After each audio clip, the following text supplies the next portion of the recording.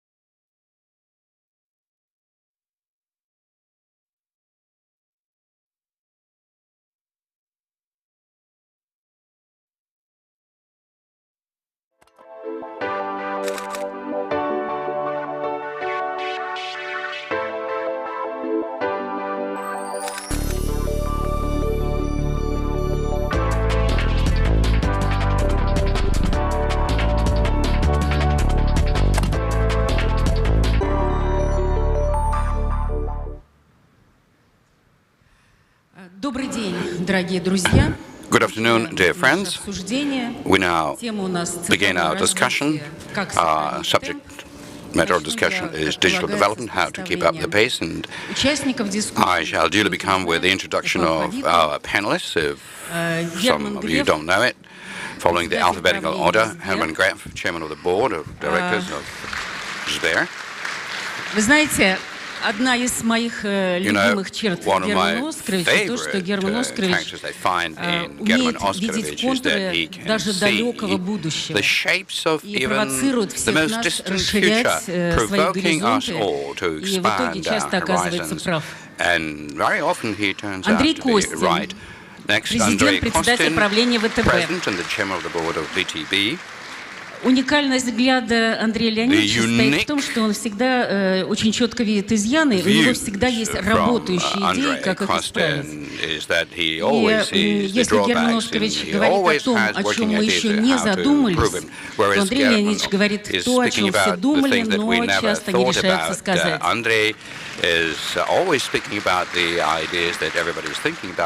Mikhail Эдуардович Oseevskiy, президент Rostelecom. Мы с Михаилом Эдуардовичем работали вместе в Минэкономразвитии, правда, не очень долго.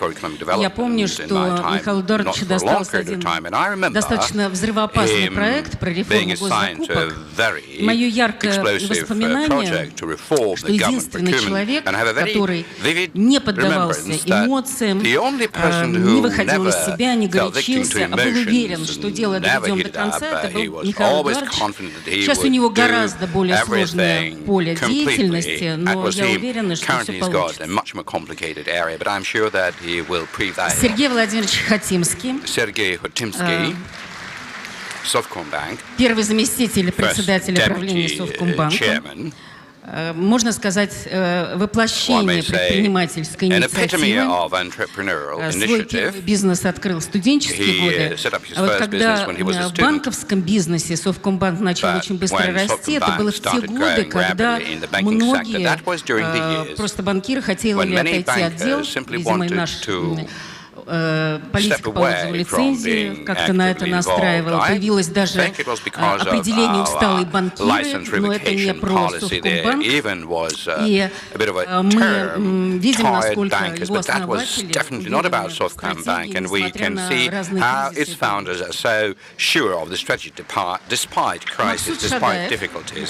Maksut Shadayev, министр цифрового развития, связи и массовых коммуникаций. Maksut Игоревич занимался профессиональным проектами цифровизации государства, когда никто в успех этого дела не верил, все считали, что государственные сервисы, государственные системы, они напрочь застряли в прошлом веке, но то, что сегодня госсектор становится одним из флагманов и проводит we know of, in his time, decided not to remain inactive. It was proactive. Let's begin with our agenda. I think it's quite obvious, and everybody admits it, that Russia is one of the acknowledged leaders in digitalization in different areas, and particularly in finance. And so our takeoff, many explain by the fact that we started later than others, that we learned from the mistakes in other countries, we improved technologies, and no secret, many solutions were based on foreign technologies. But most importantly is that our great talented people and the availability of finance became the launch pad for such a digital leap. And many today believe that indeed we took that leap, but there are sanctions, external restrictions, and so the question is, aren't we up against the stone wall? And there are pessimistic and optimistic people. The optimistic one believe that we can do anything, we can do anything. The pessimistic one are saying everything is related to technology and the international competitional incentives, so we won't be able to do it on our own. So I think that our speakers will be able to undertake a bit of a discourse into that topic, because all of them have been demonstrating the ability to overcome very complicated crises and start everything from scratch. And I believe that the latter is much more difficult than overcoming crises. So let's begin with this issue. Is it possible, and most importantly, how we can keep up the pace that we've been able to generate and what we can do it upon what we can rely to achieve it? My first question is to Maksut. IT industries are going through blow after blow, sanctions, a drain of experts, cyber attacks on our activities and national digital infrastructure, more sanctions than coming in. But at the same time, we can see that the Ministry of Digital Communication very quickly came out with support measures. We see that the import substitution that many have been talking about is not just lip service, because many are aware that import substitution and producing your own ways and solutions is the way to survive. And develop all these measures help one to be resilient. But what's next? What's your take on the situation? What's our strengths and our weaknesses? And what else needs to be done in order to create a solid, resilient sector of financial services and products, because financial industry really depends upon it. Good afternoon, dear colleagues. I should agree that all of our issues that we've gathered here to discuss and the agenda are quite complex, and today our industry is going through difficult times, and this industry is about people in the first place, and the way they feel defines the future of digitalization and technology and everything, and the extent to which they are sure of their tomorrow, and the extent to which they related to this country and this country's economics really define many things. I'm very happy to see that we've got more optimistically inclined people than pessimistically ones, because for many, the kind of tribulations that we're currently being confronted by entails new opportunities. Because so quite often when I speak to the companies and the leaders in our digital economy, of course, many are saying that, yes, it is tough, but on the other hand, it's a happy thing, because in many cases in the past it was difficult to compete against foreign-made solutions. You know that there is a whole set of measures that we tried to initiate related to setting up new incentives for the Russian companies to buy Russian technologies, Russian developments. Overnight, these niches have been made vacant, and in many ways this is a challenge to our industry. Of course, new opportunities as well to fill these niches. Of course, this is not an easy situation, but at the same time we see that many companies are still better off because of it. We see that the fact that the big techs, a lot of them left this market. We see that the Russian IT giants are becoming bigger, and if the current trends sustain, I do say that we stand a good chance to make the most of it. Of course, it's a different matter that we've got other niches where we don't have any well-established technology and mature products. In the first place, that goes for hardware and parts. With software, everything is quite all right, and actually, I should say that it's a tribute to the financial sector, because the financial sector was pushing forward the Russian software development. Why? Because it became the foundation for the financial organizations and the banks to compete upon. But of course, our main challenges are in the area of hardware, processors and parts, and the basic stations. I think that these are the most vulnerable niches. The more complex and specific a device is, then generally speaking, it is less available to us, and consequently the cost is higher. So what will be our response as the government to this challenge? That's what will be a definitive thing. But I see there is a cautious optimism. Many believe that it's time to go into the new niches, but on the part of the government, the most important thing is to create an institutional environment, the kind of regime within which our developers and our IT companies would feel a certain confidence in the future, because there is a market for them. So the important thing right now to calm the people down, to allow them to work calmly and develop these new niches. Yeah, thank you very much. I do say that many see that the niches have been made vacant, but the question is about how and with what we can fill them. You mentioned the software, of course, the concern for the hardware and the components remains, and many decisions and solutions in the business financial sector will depend upon how we deal with it. I hope that the government will find ways to tackle this problem. My question is to Herman Gref. Sberbank has been and remains one of the leaders of digitalization. You've got your own platform, your own business solutions, your own cloud infrastructure, even 2 supercomputers, which have been rated in the top 500 most powerful supercomputers in the world. But at the same time, we see the way current situation disrupts business models in many companies and banks as well. How do you see the current business development priorities?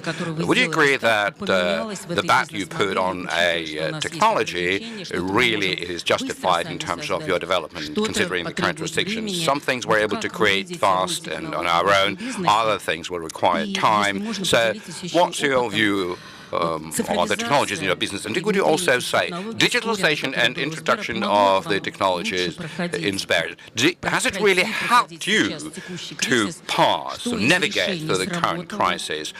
What really helped amidst all of those solutions, and what's your recipe of being able to pass through the crisis of such a scale? Thank you very much for your question.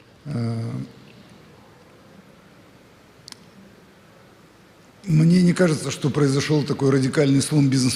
doesn't seem to me that the business models have been so utterly disrupted. The business models largely have remained the same. I believe that the time when we need to focus upon a smaller number of projects, that's what we needed to do, and that's exactly what we did. Simply because we needed to deal with the tasks that we never had in the past, whereas previously we could count upon the available solutions and the existing progress. Nowadays, it is quite evident that we're cut off from such solutions. And some of our efforts, a significant share of our efforts, is being aimed at creating alternatives. I would put it this way. In the area of software solutions, I do not see complicated pathways. This is the matter of time and the amount of efforts that we invest into it. There are problems with the hardware, like Maksut mentioned before me. So I wouldn't say that these are the things that can be resolved, but they are complex, and it all depends upon the government's ability overall, because not a single company is capable of dealing with it. If the government establishes an effective management over resolving these problems, I'm sure that we will overcome them as well. Now, the price that we may have to pay for it will be in the area of investments. We will have to pay quite a material price for it, and of course we will lose speed for a certain period of time. These are the drawbacks. Now, the advantages are that currently there is nobody that we can count upon. As always, it's a strong driver. Life forces us to be optimistic because there's no third alternative. Either you are optimistic or you are being pushed aside towards the historical wasteland. So being optimistic is one of the professional charge in amongst your cartridges, so you can't do really without it. So I think that we will need to work in a much more collaborative way in the IT sector in the first place. are sold together. And the Ministry of Digital Communication, I see as a great coordinator. They really excelled, particularly during the crisis period, by joining us all together, whereby we started discussing many things together and tackling many things together. That is my first point. The second, I do not view positively the fact that the foreign vendors have left the market. No Russian company will be able to maintain the level of competition that we used to have. Being able to gain in a one-off way some sort of an asset in an inexpensive way will be one-off income for somebody, but long-term the economics shall lose because the density of competition will subside. And as we're saying, the main thing to develop innovation is competition, because wherever there is no competition, there is no innovation. And so in this way, I believe that one of the most long-term negative consequences for the Russian economy is the fact that powerful foreign companies have left the Russian market. And it's not about losing some sort of solutions, because under the pressure situation, we will be forced to create comparable, in terms of quality, comparable solutions. But the density of competition is something that we really feel much easier, but longer term it's going to be a problem.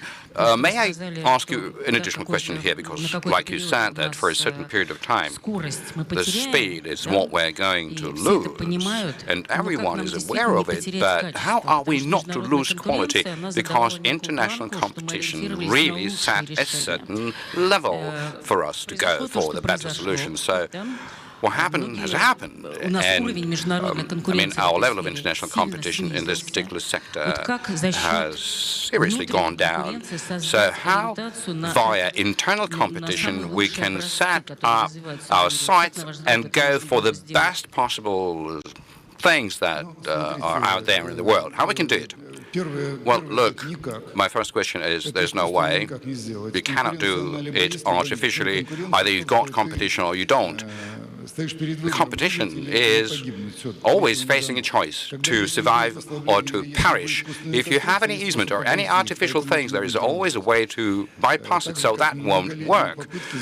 Like many years of attempts to force somebody to do innovation through an administrative leverage, that doesn't create anything good. There's only one response: competition, real market competition. Secondly, speaking about the international competition in finance, honestly, we haven't been much noticing it in the Russian market. That was about the banks which are far from being the strongest ones, and they continue being here. They never gave us a lot of headache. And to be honest, there are not too many benchmarks out in the world that we would align ourselves with. We took little from the experience of financial market, and I'm not of any high opinion of the competitiveness of foreign banks. In this sense, the Russian financial markets is sufficiently developed. But as far as the technology companies, yes, these are the ones that we have been learning from. And the speed of our development over the previous years have been defined by us taking on the kind of experience that they had been growing over decades. And within about 5 years, we've been able to implement it here, which brought about the speed and the quality in the development of the Russian financial sector, amongst other industries. So in this sense, on the one hand, we're not going to be having ready-made solutions, but we have attained the kind of the development level when it won't really be possible to implement boxed solutions. We are now in the innovative stage of the development, where the development pace cannot be as speedy, so we objectively will be developing slower. But now, if you ask me a question, what are we to do in order to not slow down, is to turn to the government and ask it, in this difficult period to forget about its fears, because what's in the way, in our way, are the fears of the government, and specifically the regulator, the central bank, because the biggest decelerator is the regulatory impact upon the innovative market, and when the government starts, wherever the government starts to regulate something, the speed goes down. Now, speaking about the financial markets and very prospective technology like blockchain, I would say Russia is losing its competitive advantage because of the regulatory restrictions. So the question is, what can be done during this period of time? And the answer is to allow business to develop these things and to, keep slightly behind with one's regulatory portfolio so as to oversee and make sure that the development is taking place. That's the good thing that the government can do, I believe. Thank you. Nevertheless, could you also say a few words about the digital solutions that have helped you, if there are any, or was it neutral? Well, sorry for being forgetful. Well, for me, I believe that we wouldn't have been able to survive, because the kind of blow that we've been dealt throughout 6 months' time, we wouldn't have been able to survive if we were not to invest into such advanced technologies. So it's not about the question whether it helped us or it did not. We simply would have vanished. First of all, that's about a colossal blow that was dealt to us because of being cut off from the international markets. And secondly, they would have come after us to completely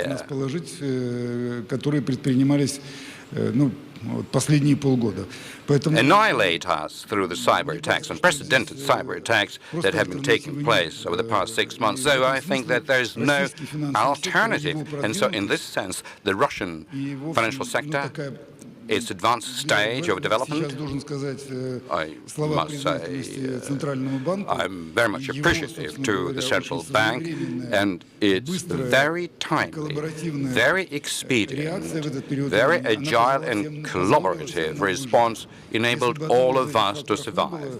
Were there not one of these factors in place, I would say that we would have been completely dismantled. If the financial sector was dismantled, the economics would have been showing us a totally remorseful picture. Well, thank you. There was a note of optimism in your narrative, although you are not considering yourself being optimistic, but if I heard you right, financial sector has attained the kind of a level where it is not only capable of implementing solutions, but is also ready and capable to produce the required solutions. That definitely will take time, but from the quality point of view, that is really all right in terms of the future development. If that is the case, so let's hope that with the help of regulation, we have a lot of arguing about it, but we do have ways to create the conditions so that such solutions are being produced everywhere, including the financial companies. My question is to Andrey, Kostin. What's your recipe for survival? Please share this with us. And my immediate second question, please don't forget about it. You and Herman show different approaches to running of businesses. And when we had a debate about the ecosystem, remember a very hot topic before all of the crisis broke out, and we were considering different business models. Sber primarily is a closed in-house ecosystems. You were trying to push for the model-based, partner-based, If you can go back, would you believe that you would do it the same way? Because today we see that many partners simply cease to perform. Some of them, even if we're willing to, cannot, they're leaving. And this may directly impact VTB Group. Maybe you would have felt much more safer having all of such functions in-house rather than trying to develop a partnership-based model. So are you planning to reconsider your approach? Thank you very much, Elvira. You said that I've got a reputation of a person who is speaking things that others are afraid to say. But I must say, what a great central bank we have in this country, dear colleagues. And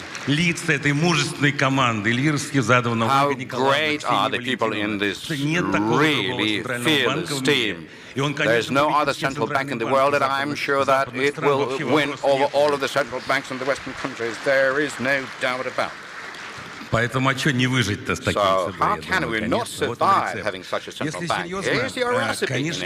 But on a serious note, of course, any bank, first and foremost, depends upon the bank's customers. I'm always saying it, and my colleagues are taking offense, that we are in the service sector. We're like a waiter. We must provide a speedy and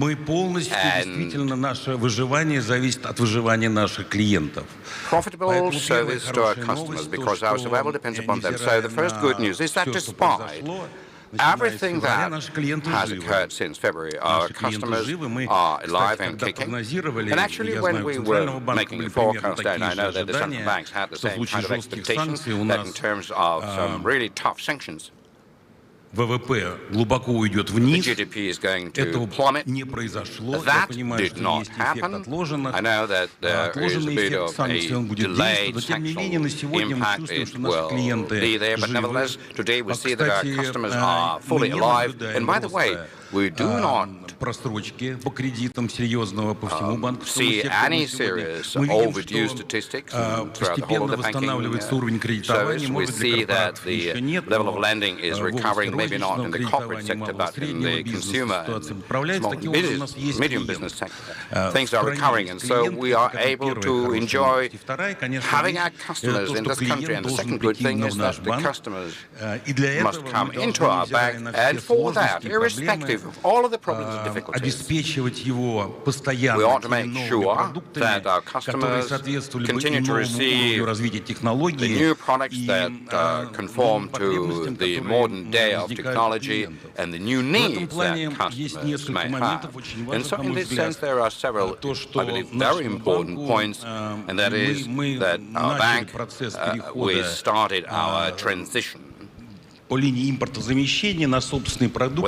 import substitution towards using our own products since 2019. So back in 2019, we had 90% dependence throughout all of the key categories in IT from foreign vendors. Today we've got less than half, and towards the end of 2024 we plan to practically, in terms of the key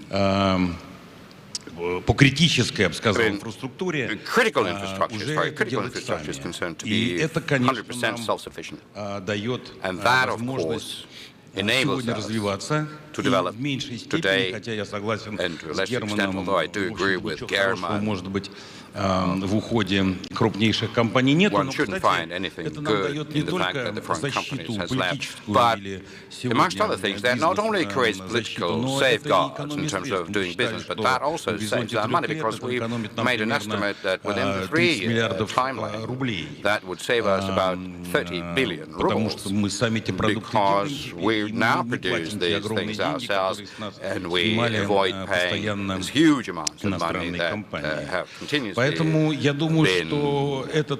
charged to us by foreign suppliers. So this particular thing, and the fact that we are agile enough to come up with the products that our customers accept, well, honestly speaking, our customers really haven't felt on their hide all of these difficulties. I'm not talking about the external transfers. Clearly, we couldn't develop these models outside of the country, but as far as the inside the country things are concerned, whatever the banks were able to do themselves enables us to maintain fully adequate service to our customers. We're not losing our customers. The customer traffic is coming to us. The customers are raising their investments. We expect a greater liquidity inflow because the securities market is not stable. There is a bit of a trend like that. So in this sense, we believe that we have already survived. We believe that we have persevered through the first shock. That was really a hard one, because we ended up being under the sanctions on the very first day, on the 24th. We were getting ready for that, but the date itself caught us unawares. We had to sustain certain losses and had to reorganize банк жив, банк настроен позитивно, и мы чувствуем доверие наших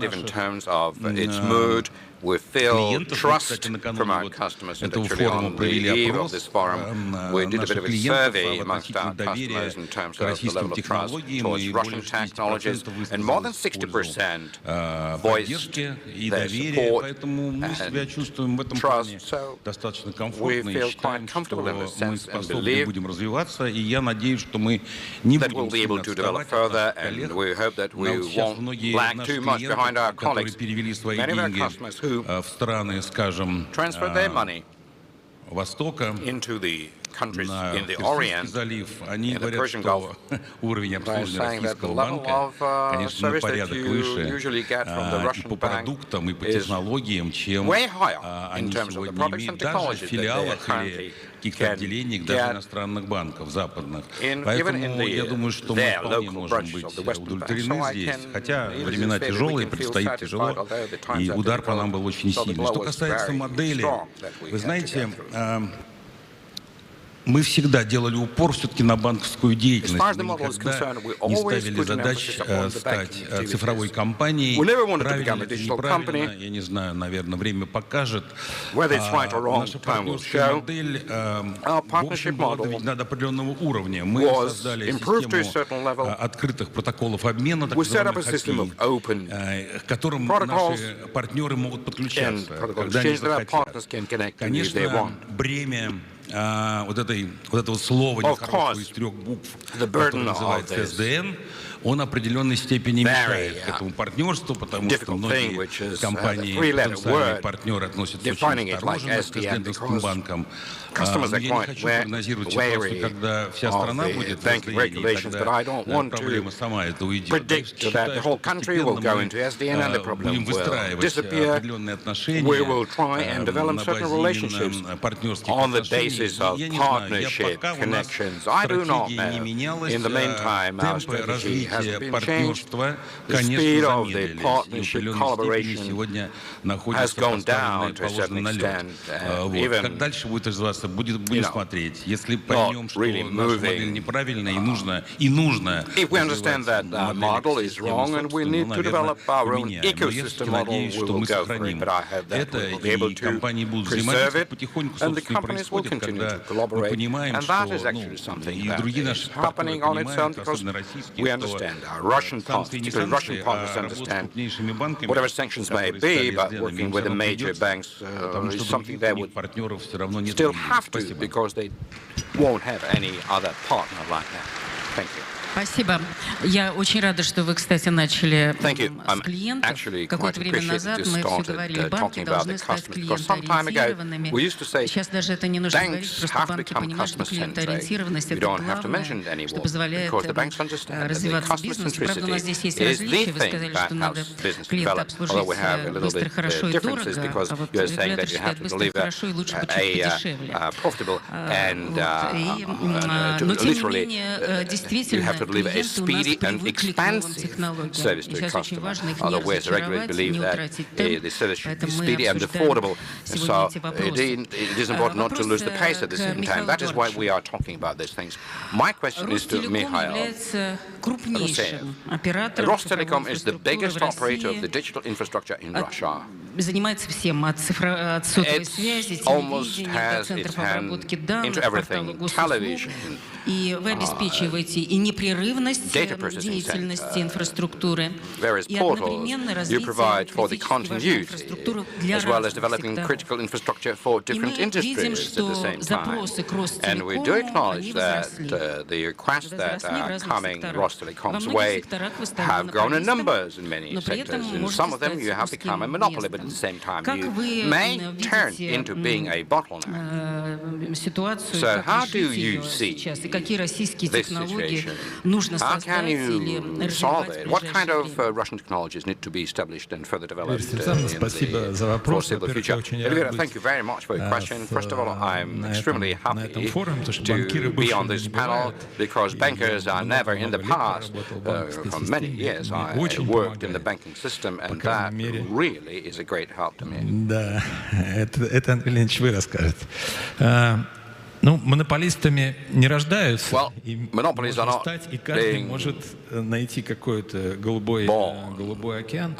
Конечно, исторически Ростелеком был крупнейшим и остается крупнейшим национальным телекоммуникационным оператором, но вот многие из направлений, которые вы перечислили, они появились у нас буквально за последние годы и, в общем, в значительной степени в конкурентной среде, потому что на рынке не только мы работаем, вот Герман является, несомненно, одним из лидеров в сфере информационной безопасности. Тоже есть очень сильные компании на рынке, это очень хорошо.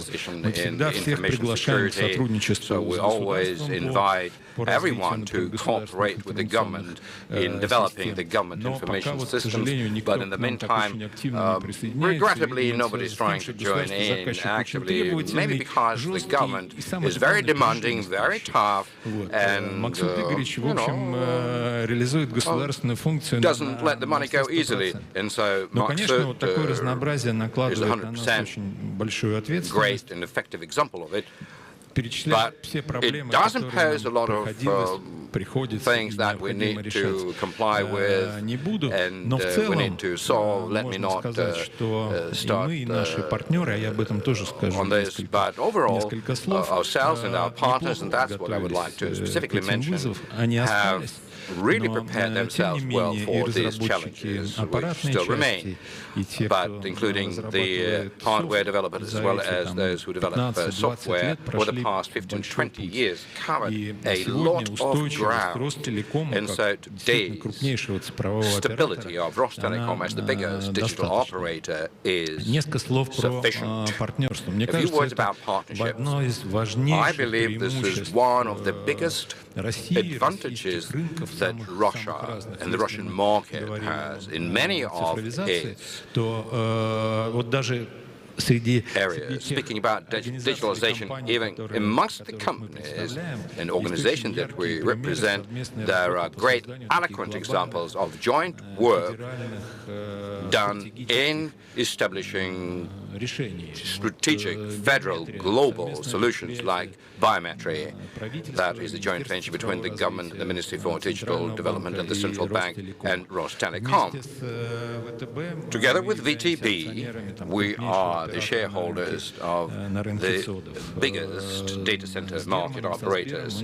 Together with Herman and Sber, we're about to start, I feel, one of the systemic projects when we will join to the Sber platform our solutions in the area of virtual digitalization. That would enable one to move forward faster, be more effective in spending, because of course import substitution increases our spending. There are no wonders in nature, and so the price for this kind of journey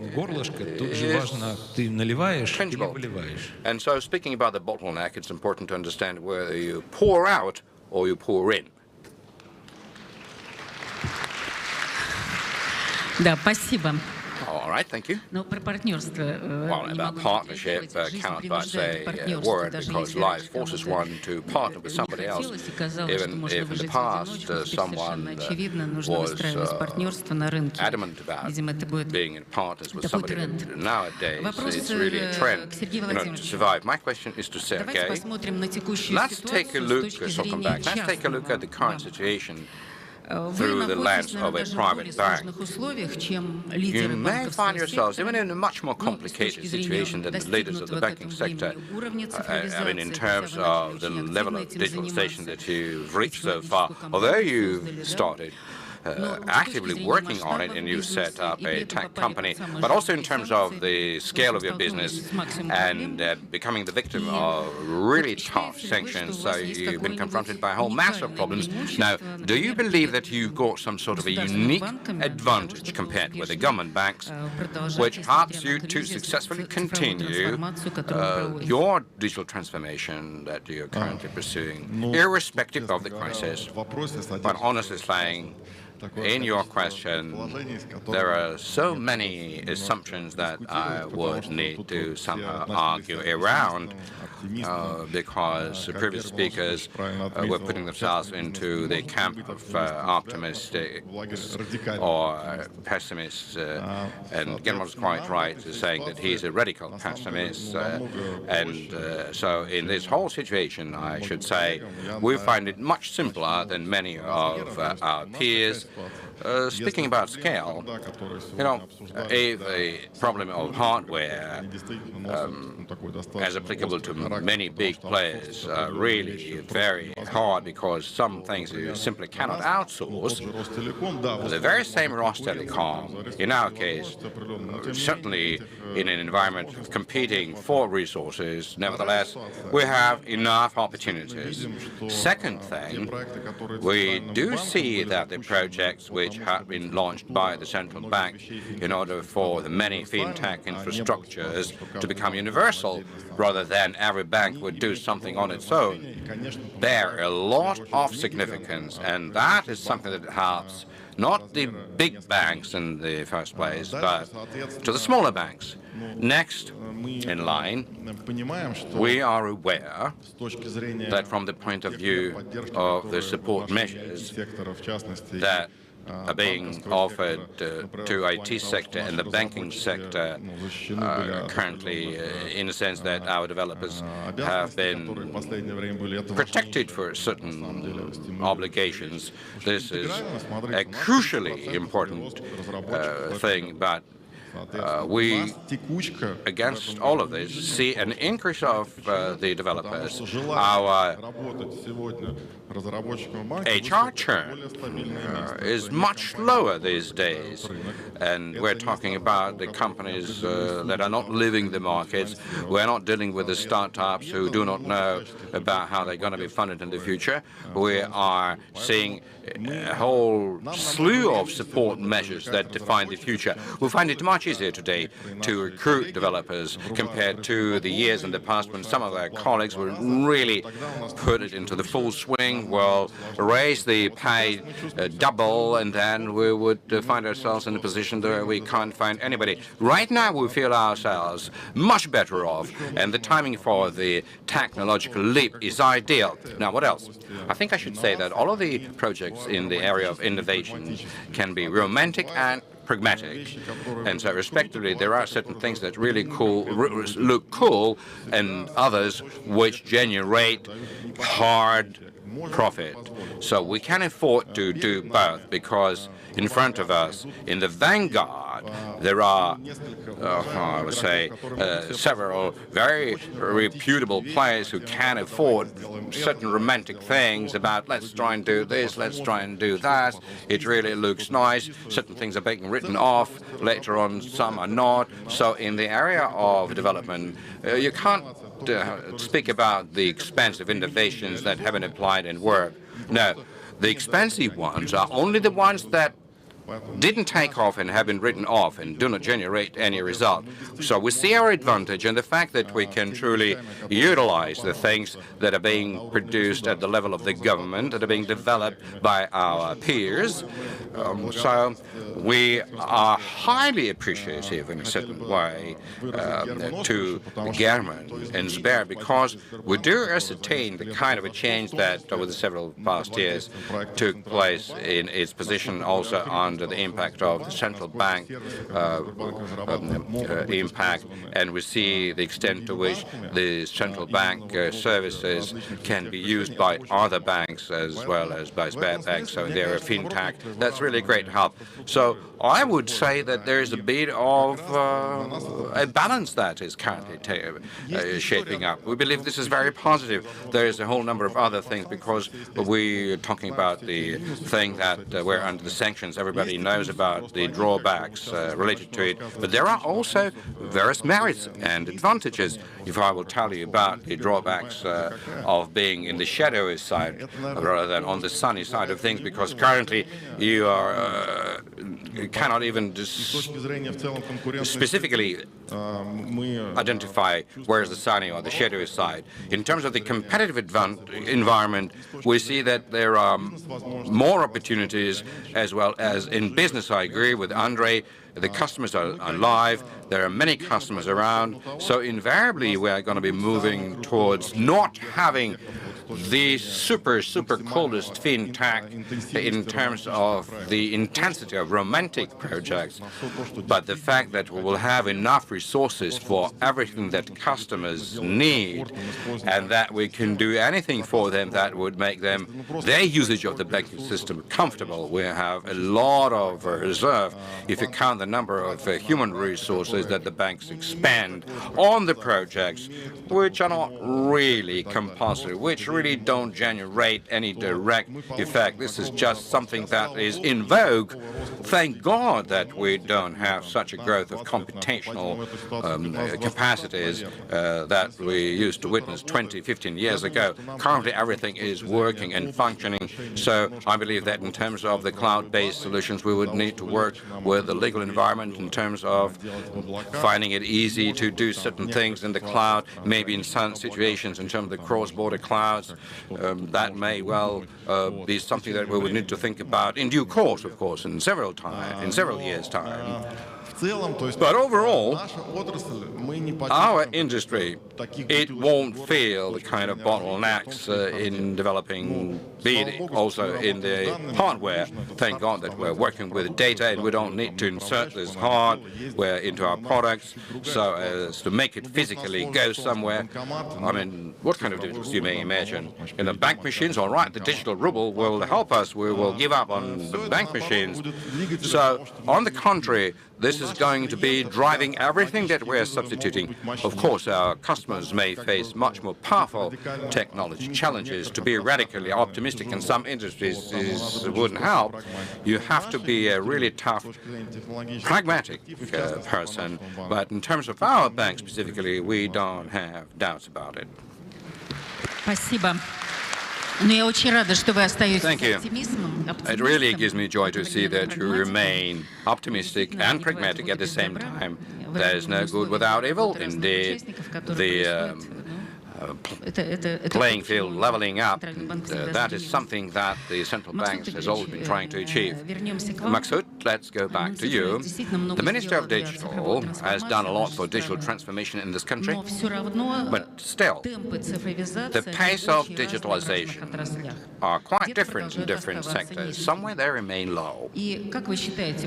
So what do you think? Should we strive towards a certain uniform pace of digital development? Should we? If we should, how are we to achieve it? It is evident that infrastructure solutions that you are trying to produce that can be employed in different sectors, they are well sought after in some sectors, in others they are not. And well-advanced financial sector, advanced in terms of digitalization, is very much worried that if we are trying to make everybody look the same, like taking a medium temperature throughout the whole hospital, then we will be slowing ourselves down and not achieving just to really act like the middle runners do. So what kind of teacher you are if, for example, you imagine yourself in a classroom where you're trying to make sure that all of your students are the same? Well, in speaking about this kind of a simile, I would like to say that the digital rockets in the financial industry that have been really taking off at great speed, and each of them was flying in its own direction, trying to rely upon its competitive advantages. I currently see that there is a huge collaboration taking place. To us, the financial industry, which in all of the digital stories is acting like a great locomotive, and whatever happening in finance, we will definitely be seeing taking place in other industries. I do say this is a very correct trend, and so I would like to offer my thanks to all of our colleagues here on the panel, and I'm appreciating that we're having this discussion when, in a difficult period, people are getting together, are trying to achieve something together, share their experience, and helping commercial banks. I believe this is definitely kind of a positive outcome in the current environment, which is so valuable. Yes, now we do have national development goals, which amongst it we have digital transformation in the 5 goals, and we have an indicator that the government is supposed to achieve, which is a digital maturity in the key industries. And so in this sense, of course, we're trying to measure digital maturity, and here we are measuring not the industries in between themselves, because that, to a certain extent, would have been simply making everybody stick to the same level. We're trying to use the best international benchmark. And so there are two good news. Based on our indices, the financial sector, financial industry is far ahead, leading compared to the international indicators. It is not when we are trying to compare the financial system with the economy, but the financial system at the level of digitalization with the level of digitalization of the global industry. And so here I do agree that, I suppose, if we've got this difference, it's either minimal one or, on many indicators, the Russian financial industry and in its digitalization is at level with the best international practice. We've got a directive with respect to the government companies and the digital transformation strategy. There are certain indicators increasing the spending amongst them. And so with many government banks, we are having a debate that we need to pull off this indicator as a basic requirement imposed upon them, because they're demonstrating the kind of the digital maturity that doesn't require gigantic investment. But at the same time, it is important for such experiments. Essentially, we understand that those who are preparing is going to win, but please, you should remain as an experimental site, because you've got to fall those trees down in order for everybody to really go that way and shed enough light on it. So I don't see the risk. We're not measuring these industries, comparing it to each other, but we're measuring ourselves against the international benchmarks. All right, I've got a practical question. Let's see. The financial sector may rely upon the government continuing to develop the kind of an infrastructure which already complies with the level of maturity of the financial sector, which, as you have acknowledged, is higher than in other cases. But it's just that the need for the digital transformation at this level of maturity is quite material. The infrastructure solutions that are required are of a different quality. And clearly, we as the central bank cannot do anything without the government in order to provide incentives to this future development. So I hope that we can also count upon the collaboration that you referred to. Absolutely so. Even when we are talking about how the sectoral regulators should cooperate with us, with the industry, we always refer them to, as an example, to our system of relationship with the central bank, because you act as a consolidator of requirements. We get this information from the central bank, from Olga, and so in terms of the government services, government data, and the market, we are doing everything we can in order to meet these needs. So customer centricity, in our case, is meeting the needs of the central bank. All right. And so on our part, we're going to generalize the needs of the financial market players and the banks as well. Now, continuing on the collaboration topic, which is indeed very important and many panelists referred to, and Maksut, just before me, really underscore it. I fully agree with it. And so I have a question to our bankers, to each of you. You may recall that at last year's FINOPOLIS conferences, we often discussed those very important national infrastructure projects which can be used by all the market players and the ones which would make it possible to move along the digitalization journey and help develop the digital profile, the payment system, SBP. We discussed it. We even voted, I recall, for the most important project, because to go after 10 projects simultaneously would mean that you won't be able to accomplish not a single of them. We also discussed not only the general projects which could be of interest to the majority of the market players, but also various commercial angles.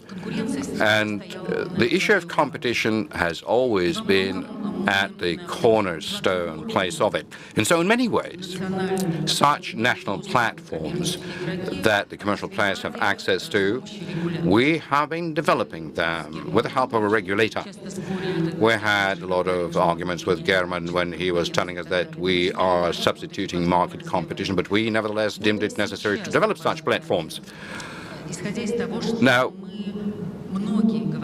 today, considering the fact that many are saying and demonstrating the readiness on the part of the commercial players to collaborate, maybe it's high time to say that the businesses are themselves ready to create such commercial united platforms like the scoring platform, like the tokenized cashless transfers, so as not to run them through the central bank or the government entities, but to have united commercial platforms. Do you believe that such collaboration may happen?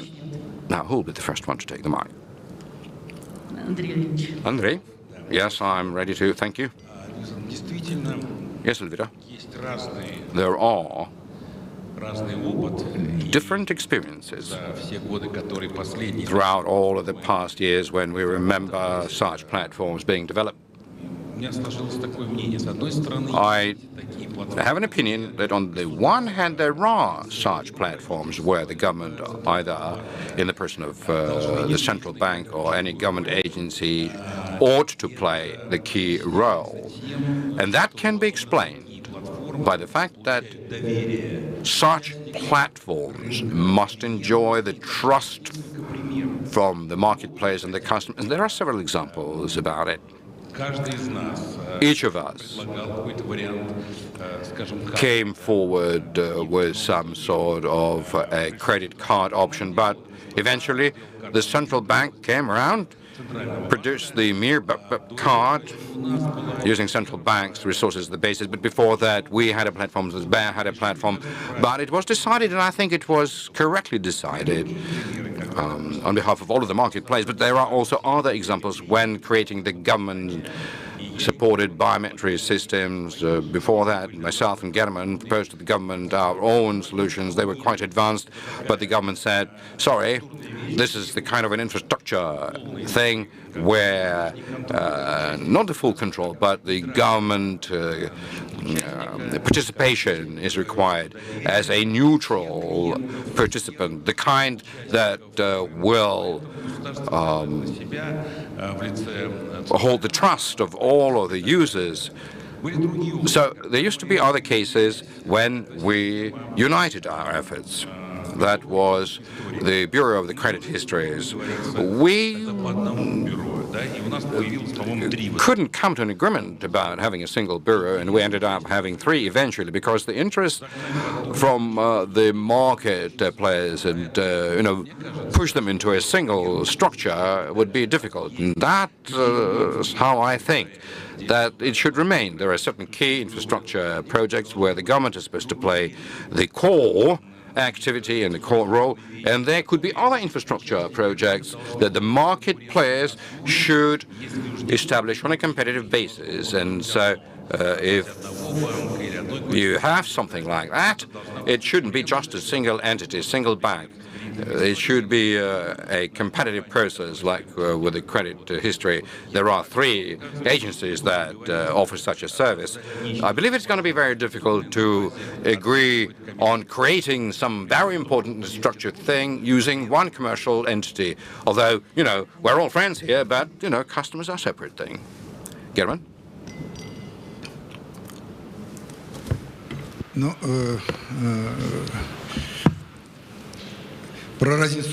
well,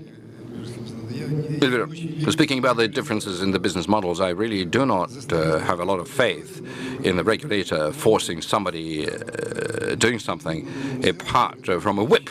But you can't do many things with a whip. You got to use certain other subtle mechanisms to fine-tune things. But you nevertheless asked about the differences in the business model.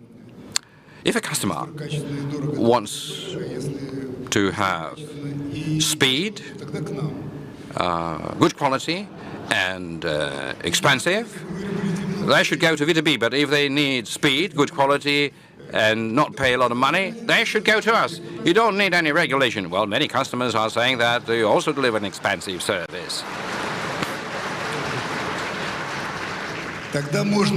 Well, then you can have it then in inexpensively, taking a lot of time and not so much quality. Then you go to the central bank. Wow, I mean, it's easy for anybody to offend a regulator.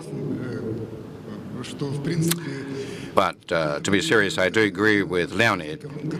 At certain points in time, it's not easy for market players to come to an agreement, although crises are the kind of thing that really leveled this whole thing.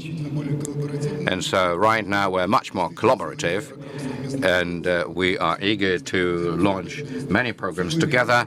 And for several past weeks we've been discussing many areas where we can create principally new product, because it is really difficult to do it on your own and not profitable, because it is important to make sure that everyone uses this product, because that would lower down the cost for its development. Yes, at certain points in time the government should help. I don't believe that the government long-term may support competitiveness of such products. That is why, as soon as you establish something, you should rather leave it, either or the progress will stall. Of course, we understand that it's painful. There's a whole bunch of managers come in and say that this is really great thing. Some are saying that we are a hand that is laying down golden eggs. When you come up with 150 reasons so as to not part with this monopoly, Haig was saying that the most terrible monopoly is the government monopoly. So unfortunately, nothing has changed over the past 100 years. So in response to the crisis, I feel competitiveness and innovation will manifest themselves in the following thing. Whether in the Russian markets there will be new disruptive solutions in the financial industry. They may emerge only where you have the really tough competition, and we have a big problem. Somehow I am convinced that such solutions are going to appear, because we've got really great guys working in the banking sector, and it's definite that we will come up with something. I don't know who will do that or what will appear, but I'm sure that such breakthroughs will happen. In this sense, the Chinese are saying that crisis, A is a problem and B is opportunity. And so in this sense, Russia is a big country of opportunities. Thank you. Yes, I understood that the only thing that the private monopoly should be afraid of is government monopoly. Sergey Vladimirovich, so what do you think? Well, we need to view both of these monopolies as the government ones. So a bit of a historical tour for you. This whole, in very heated debate between the central bank and Sberbank about such services began when Sberbank, inside it, had a prevalent idea that through a big part of the market in a certain segment to create the kind of technology services which would lead them to enjoy, big market share, which later on will be fenced in with a barbed wire so that others won't enter. And so the central bank really did a lot in order to change this paradigm. And so, of course, looking at us as commercial banks, I would say that if it wasn't for all the activities that the central bank instituted over the past few years, we wouldn't have been able to compete right now. That's a proven fact. On the other hand, we see that over the past several years that the Sberbank's paradigm has gone through a radical change. It's a totally different approach to the openness of the services that are being offered. And so in this sense, it really pleases us to see that currently, instead of monopoly, in many places we see a very healthy parallel development of various offerings. And so this idea of monopolization is not surviving anywhere anymore.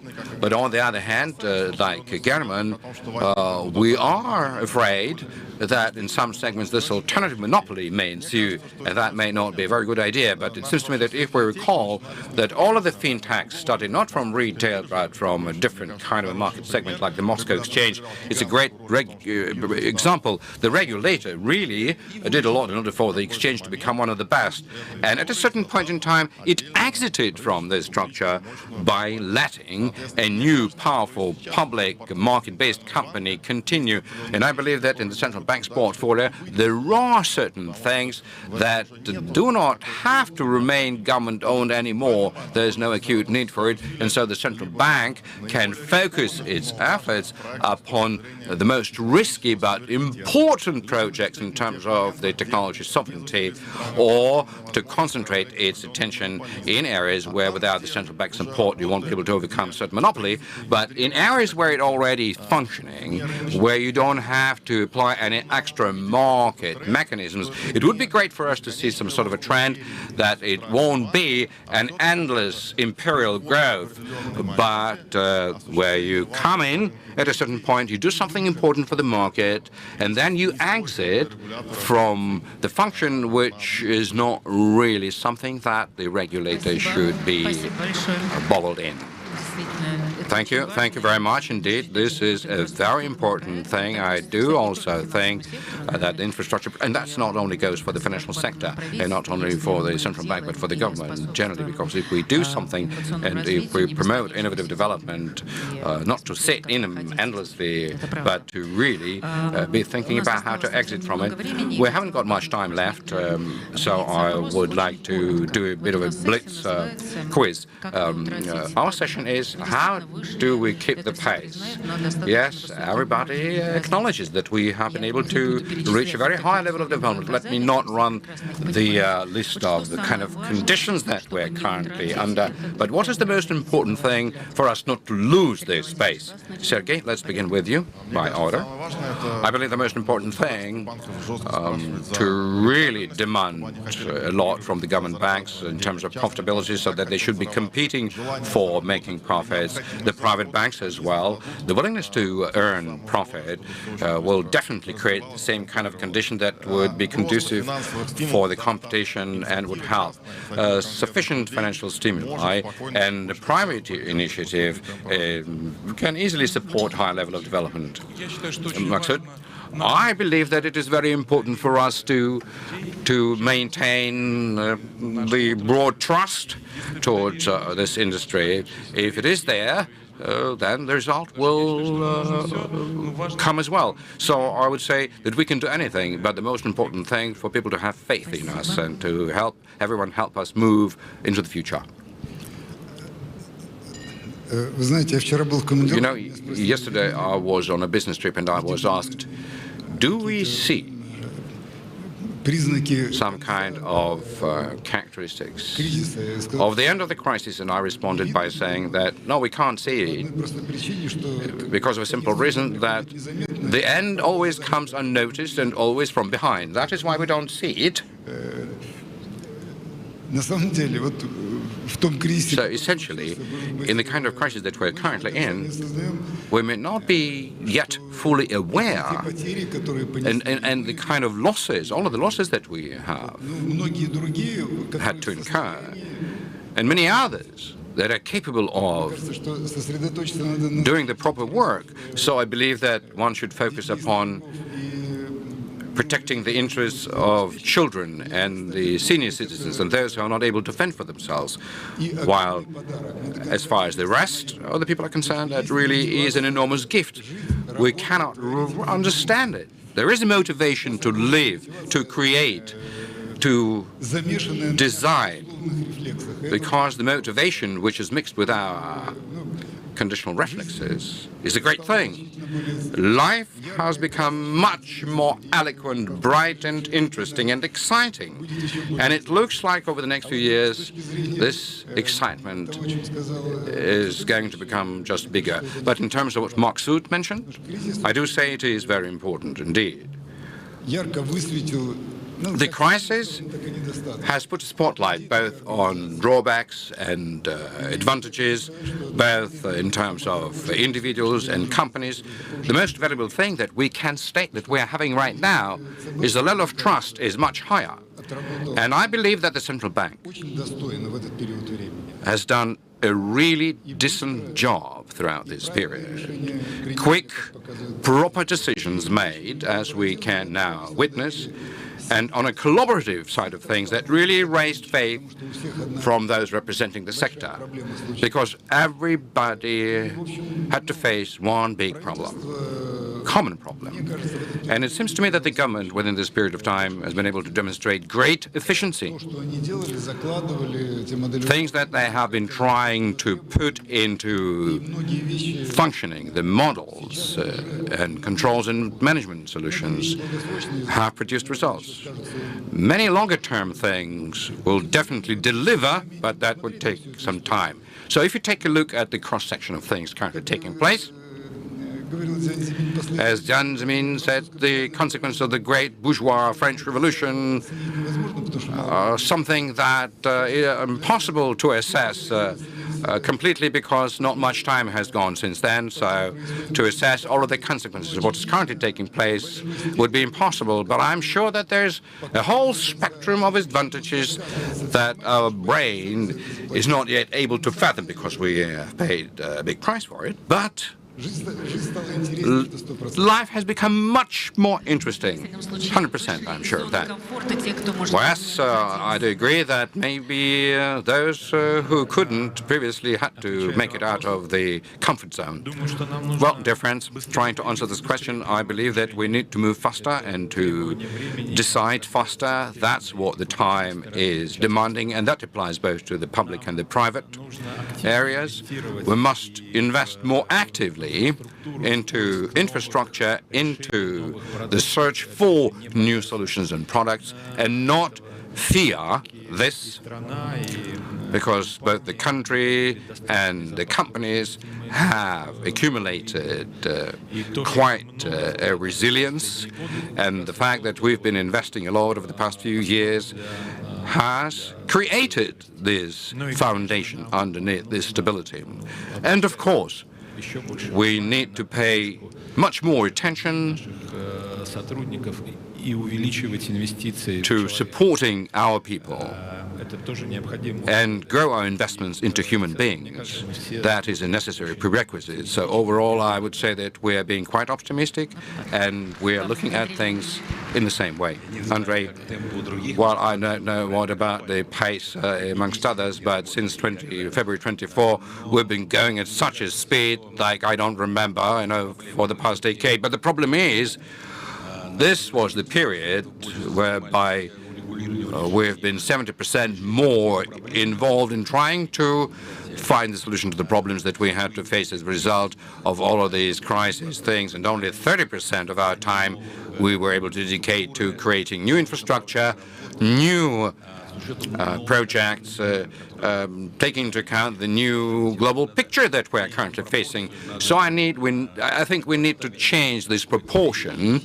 We need to retain some time and effort in order to completely regulate the issues that we continue to face, but to focus more upon dealing with the key problems without the solution to which this country's economy won't be able to survive. And apart from technology, this is about international payments and settlements, and very important topic to make sure that the financial market recovers on a new foundation. But in terms of technology, I would ask Maksut to go back to the issue of making making IT people equal with the banking people.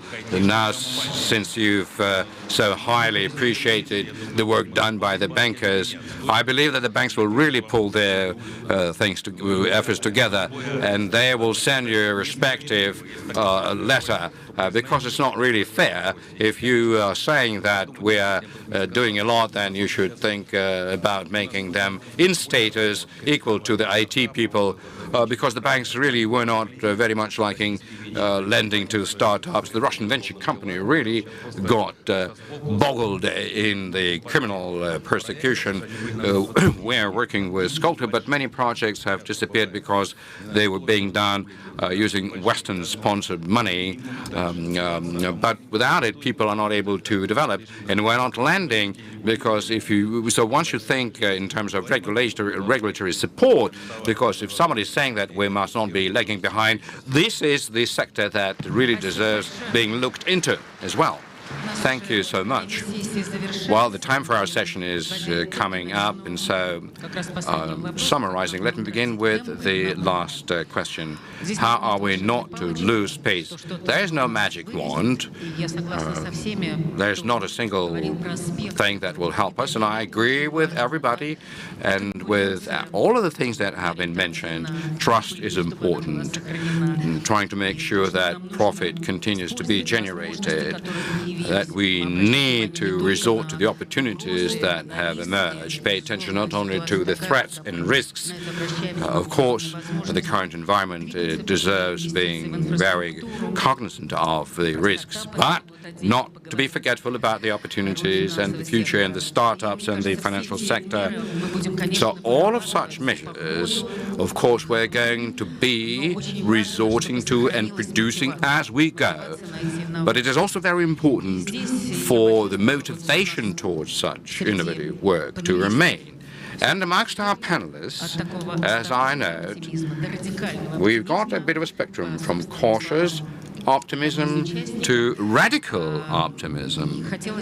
Following the words of one of the panelists, it would be great to have more of such panelists outside of this panel today. And so what it seems to me, this panel should not be simply just crying out loud from the rooftops. It should be an honest, sincere look at things. And I do feel it here because we understand the kind of difficulties that we're going through, but there's also an understanding of us not being able to let the advantage go. So the main driver behind us is to preserve competitive environment, preserve our results-oriented work. I agree with Herman. Competition is very important, but partnership and collaboration are the things that could attain a much higher level, I feel. Maybe not everything is so well, but our need for collaboration happens during the crisis. For example, I noticed it in February. This time, all of the banks, I may even say, worked together in a very friendly way. There were much fewer cases of stealing customers. So during this period of time, the banks demonstrated great responsibility, demonstrated their drive towards collaboration. But once the profits started recovering, the inclination towards collaborating also started dissipating. So this ability to compete and to cooperate is where we haven't yet found the correct balance. And that is why, to a certain extent, we as a regulator are ready to act as a mediator for this collaboration. And this is something that I would say in an environment where we would need to unite efforts, not only to fund new innovations, but when all of you have competent teams, some have a competency in this, others in a different thing, but without collaboration in the financial sector, we would hardly be able to produce the kind of products that would ensure that we don't lose this pace. And this is something that we all have to work over together. So I wish you all to enjoy success as innovation and not lose motivation. Thank you so much.